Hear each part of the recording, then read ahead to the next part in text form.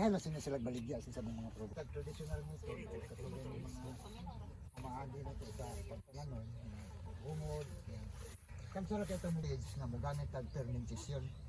No? Kaya ang fermentation na amaninhaan ka na ganin itawag na itong mga microorganisms. Ang mga microorganisms, Nang ba kayo masuggest na para sa mga students ganina? Pwede sa video. Balik. Nag-video na po. Video na ko. Cut lag ni ha.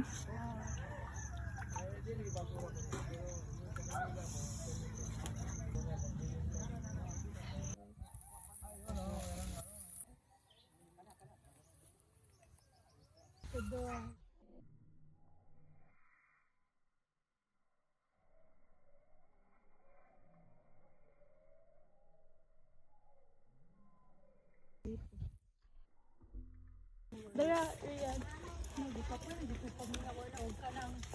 You can Salamat kayo.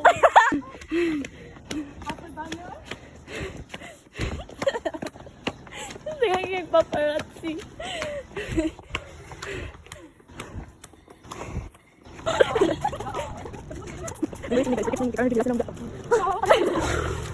Yung kami, ganun ako i-rewind. Dapat pa kamis.